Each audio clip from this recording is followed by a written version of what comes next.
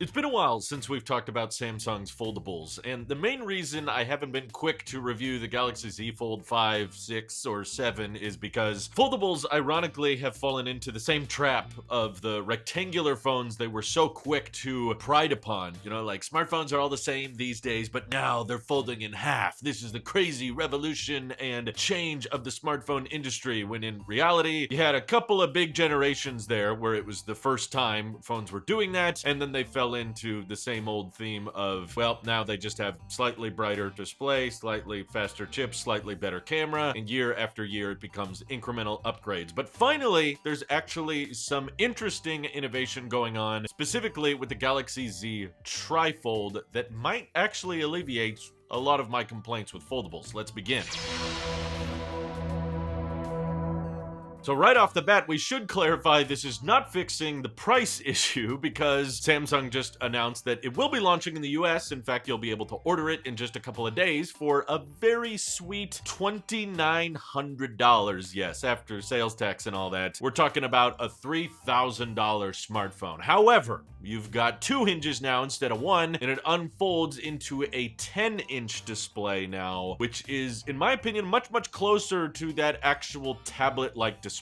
So yes, we've established the price argument of foldables is not getting better with a TriFold. However, one of the next biggest complaints I've had with foldables over the years is that they keep advertising themselves as, well, it's like a tablet and a phone combined, right? But the tablet mode that they're pitching so hard is always like the smallest tablet ever to exist. Talk about having like a 7.5 or 8-inch display. The best-selling tablets are not 8 inches, despite how badly we all want the iPad mini to become the bestseller. By far and away, the most popular tablets are more in the 10 to 11 inch size range. And the reason the size of that unfolded tablet matters so much is because when you have these kind of awkward squarish aspect ratios that are only, 7.5 to 8 inches, you can really barely fit more usable content on the display than you could with a typical rectangle. And that's usually the conclusion I end up with whenever I check out a folding phone, is like, yeah, the folding is cool and all, and yes, it's gotten more durable, which is nice, and sure, every year they find a way to make the crease less and less noticeable, which is great, but ultimately, it's just another way to use the phone that doesn't actually unlock that much more multitasking capability. Like, at best, you're getting two smartphone apps running side by side, and I don't think that's the main reason people buy a tablet, is just to have like two 16:9 apps right next to each other. People buy tablets because they want a display noticeably larger than the phone in their pocket. They want to be able to draw on it or take notes on it and kind of emulate that notebook, pen and paper type feeling with it. And the TriFold, as gimmicky as it may be, it's a first generation product. In fact, they're not even letting you buy it through carriers. You can only get it through Samsung, interestingly enough. Only comes in one color option, but hey, at least they include the charge brick. For $3,000, you deserve that $20 accessory. But the reason I guess I'm not too quick to downplay it like I was on the original Galaxy Z Fold that came out, oh my god, was that 7 years ago? Holy crap, it's been a while, is that now it's looking like Apple is following in their footsteps. I was quick to downplay it back in 2019. I was like, foldables aren't the future. This is just another Samsung gimmicky thing. And well, I still don't really believe that foldables are going to become the norm, like everybody will have a folding phone by default. I do think that foldables have carved out a nice little niche of the market that Apple clearly is somewhat interested in, because later this year, sounds like we're going to be seeing Apple's first take on a folding phone. And typically, when Apple is late to an industry, as they typically are, they find a way to refine it, and they find a way to iron out all of the kinks to make it more approachable to the masses. So because Apple seems to be interested in entering the foldable space, I'm not as quick to discredit or downplay the accomplishments that Samsung is exploring now, even with first generation tech. This is IP48 rated, so that's not a necessarily great look, and it does look fairly chunky when folded up. It's extremely impressive when unfolded. 3.9 millimeters thin. That's just insane, especially when you consider like the iPad Pros that Apple was bragging so much about. That was like 5 millimeters, and this is 3.9. But yeah, still, it's got to fold twice. So when folded up, it's close to 13 millimeters, which is a little bit chunky, but not too different from our, iPhone 17 Pros plus a case on the back. It should feel somewhat similar to that, and I'm sure the TriFold will still probably suffer from the fact that, hey, it's running Android, and Android for a long time now has been known for not running as optimized apps with larger screens as iPadOS does. Like, people still prefer iPads for that app optimization that the app developers are so good at. But I'm really curious about the TriFold despite its pricing, because I've seen in the past very expensive tech come out